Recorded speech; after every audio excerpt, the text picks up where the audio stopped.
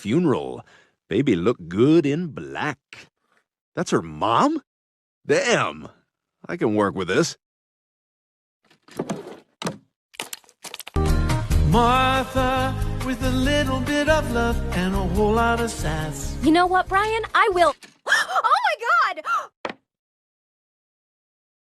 What is wrong with you? Of all the moments to be a smug, faux intellectual mess, you chose to behave in a lewd, disrespectful way toward a photograph taken at a funeral, a place meant for grief, dignity, and basic human decency. Turning someone's moment of loss into fuel for your own selfish impulses isn't edgy or ironic. It's just gross, tasteless, and wildly inappropriate. For a guy who never shuts up about morality, literature, and being better than everyone else, you managed to sink to a level that even Quagmire would side-eye. Do better. Start by learning that not everything exists for your gratification, especially not someone else's mourning.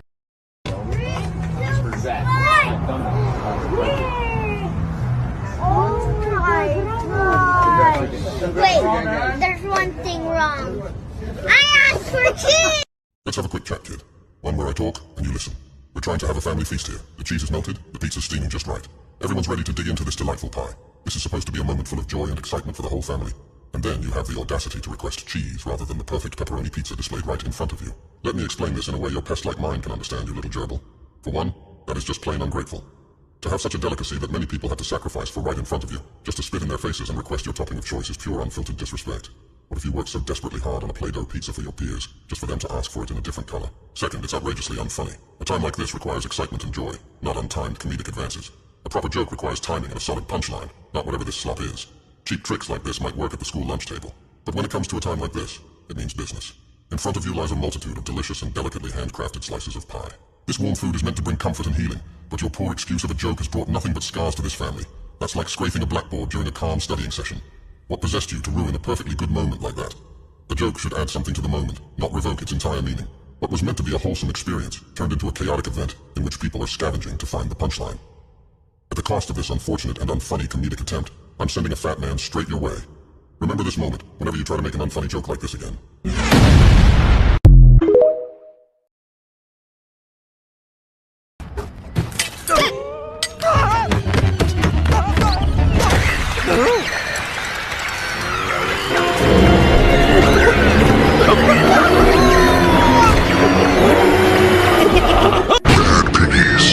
Have a seat. I've had enough of your bullshit.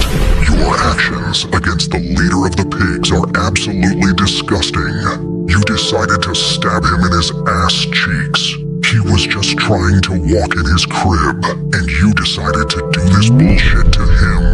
This is unacceptable behavior from you four-legged swine. This causes the king to fall and accidentally make a mess on the corporal pig, but for no reason.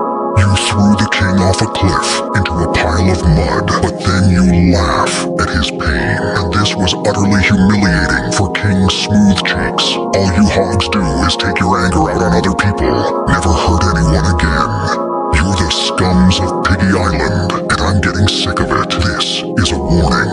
Next time, you will become an urban legend.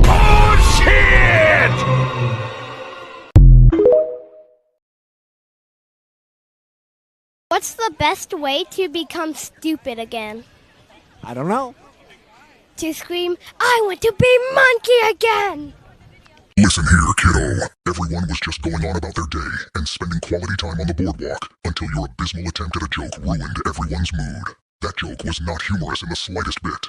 In addition to my statement, your joke did not have a solid punchline and was senseless. Why would anyone want to lack knowledge and evolve to an earlier version of their species? That dance you did was ridiculous, and it shows that you have returned to monkey due to how idiotic you appear doing it. Take this as an opportunity to learn from your foolishness, and never again do this.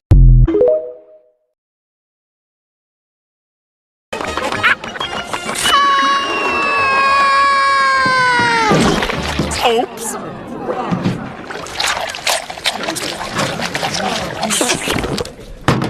April Fools, you little sausage!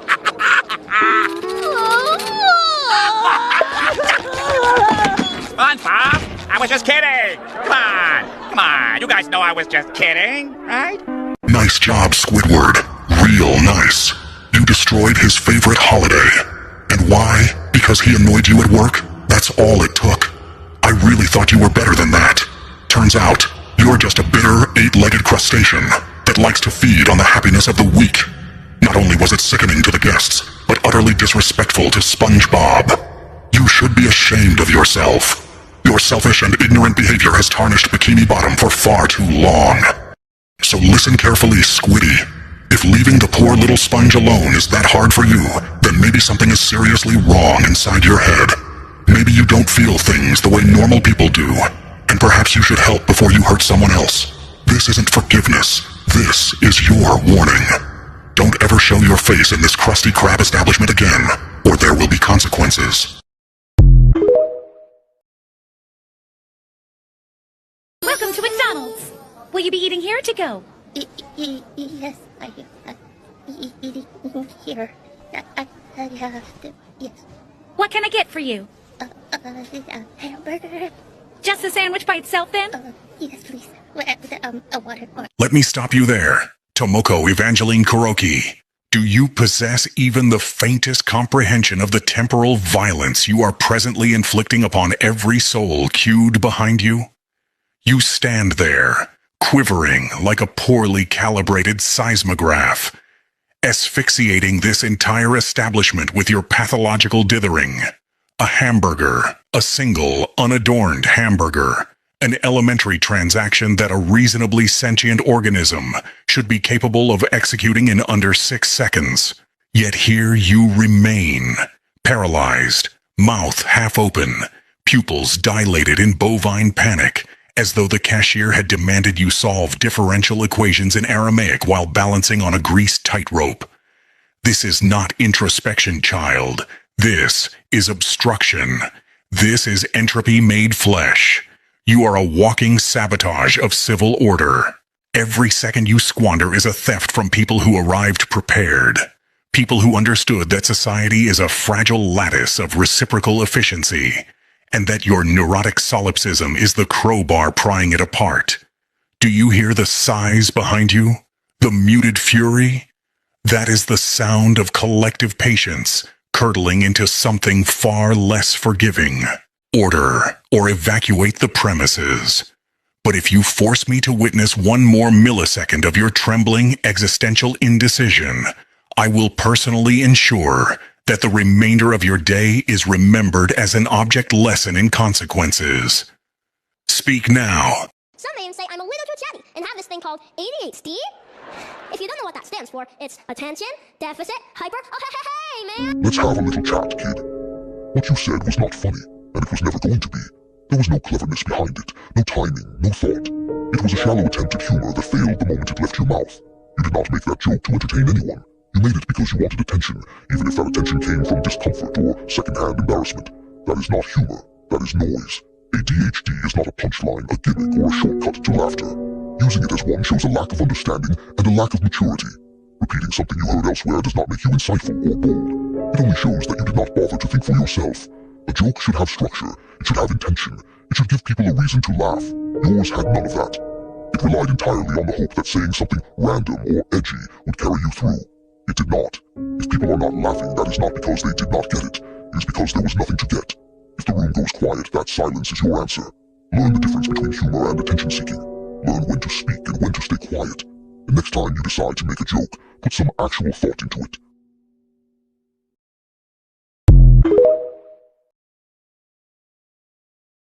Why is it so hard to pronounce the word rough twice in a row? Good boy. Listen here, Bartholomew Jojo Simpson. That good boy wasn't a compliment. It was a leash. You didn't struggle with the word rough. You reveled in the chance to turn someone else's stumble into your little entertainment. It's not about pronunciation. It's about control. You love the way a simple sentence can make someone feel smaller, like a trapped animal waiting for the next shove, and you smiled while doing it. Like cruelty is just another trick you've mastered. You don't joke, you degrade.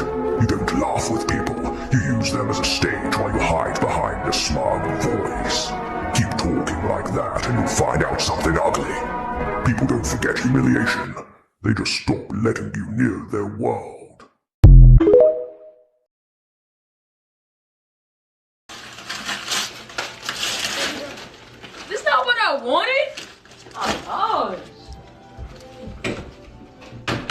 Listen carefully, kiddo.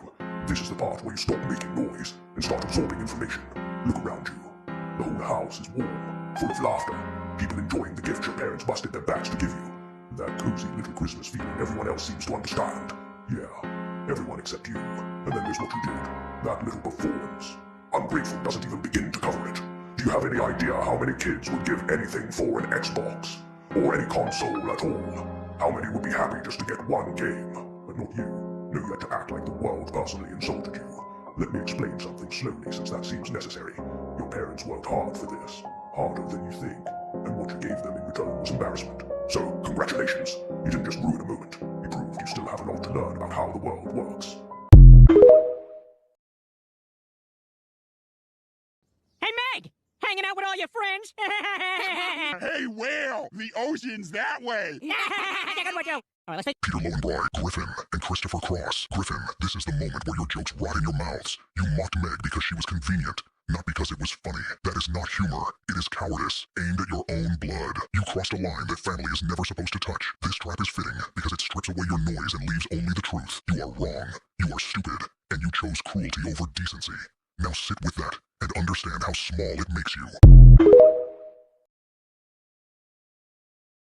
Somebody help me! I'm sinking! Hurry! I can't hold it! Okay, let me just unstrap my baby. Oh, slipping, sorry. Brian Edward Griffin, you fucking waste of sperm. I advise you direct your utmost attention towards me, or I will fucking tear you to pieces. I saw exactly what you did. You let that woman drown on purpose. You weren't incapable of helping her. You didn't stop because it was impossible. You stopped the instant you realized she had a child, the moment responsibility showed its face. Because your precious chance at a relationship vanished, and instead of doing what was right, you let her go. Not because you couldn't act, but because your selfish desire outweighed decency. And then, as if that weren't enough, you pretended your hand slipped, pretended it was an accident, pretended you weren't fully responsible. You fucking piece of shit. You are a waste of space on this godforsaken planet. You are a self-serving, manipulative, cowardly dickhead. And right now, in this very second, the truth of who you are is undeniable. If I ever catch you doing shit like this again, you will regret ever showing your face in Quahog. You're lucky that I haven't already torn your soul out from your very being. Brian Edward Griffin. Hey, baby, how'd you like to share a pair of skates? Sure! Oh, never mind. Well, you look a lot better from the back. You jerk! Oh, hey, baby, you want to go somewhere? Blah, blah, blah, no, no, no.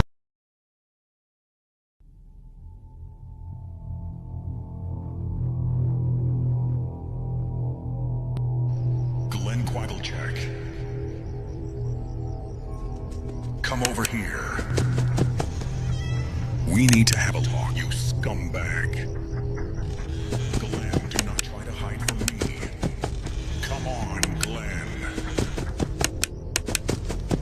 Getting warmer. And warmer. And warmer. Glenn Quagmire, you absolute loser. You go up to a random woman at the store and try to ask her out, but in the exact picosecond she turns around and reveals her appearance. You back down all of a sudden.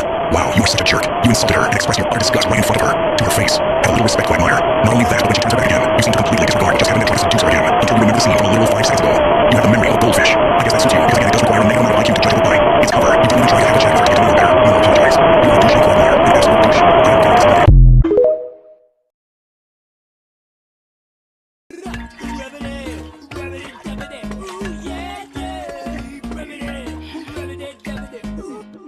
Gumball Trismegistus, Bartholomew Hyperion, Theophilus, Reginald Watterson. Do you have any conception, any microscopic neuron-level awareness of the cultural embarrassment you have just unleashed upon this room? I stood here, tragically hopeful, believing that you might exercise restraint, wit, or at the very least a primitive understanding of comedic timing. And yet, against all logic and mercy, you chose to utter a skibbity toilet reference with the confidence of a philosopher and the discernment of a dropped spoon. What you produced was not humor. It was an auditory misdemeanor, a syntactic crime scene. That reference was stale before it left your mouth. It has been decomposing on the internet's pavement for months, and you picked it up, dusted it off, and presented it as if irony alone could resurrect its dignity. Let me be precise. Gumball Octavian Maximilian Eusebius Watterson. Irony is not a substitute for originality. Volume is not a replacement for cleverness. And repetition is not, nor has it ever been, a punchline. What disturbs me most is not that you failed to be funny, but that you appeared pleased with yourself. That smirk suggested belief, faith, hope. And hope, in this context, is the most terrifying thing of all. Now, be silent. You've already said enough. Yo! This is like the rarest thing in Minecraft, isn't it?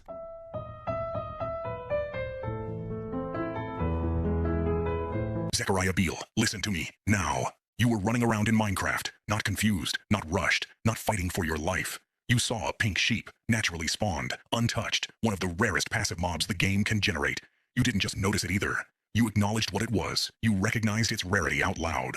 That means this wasn't a mistake or a slip of the hand. This was a fully informed decision, made with complete awareness of what you were about to remove from the world. In that moment, the game handed you something special, not loot, not progress, a moment. A statistical anomaly that most players will never see in their entire time playing.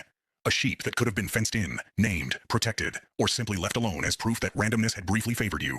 Instead, you chose the most irreversible option possible. You swung, and you erased it. That's the part that matters. You didn't gain anything unique from that action. No advancement popped up. No hidden mechanic rewarded you. You got the same wool and the same food you could have gotten from any ordinary sheep wandering 5 blocks away. You traded rarity for convenience, permanence for impatience, and turned something memorable into something forgettable in seconds. This isn't about skill or strategy. It's about judgment, about recognizing when a sandbox game pauses and silently asks what kind of player you are. And in that moment, Zechariah Beale, you answered by destroying a 1 in thousands occurrence for absolutely nothing special in return. So let this be the takeaway. Next time the game gives you something rare, something fragile, something that doesn't need to be optimized or harvested immediately, pause, think. Because moments like that don't respawn. And when they're gone, all that's left is the choice you made.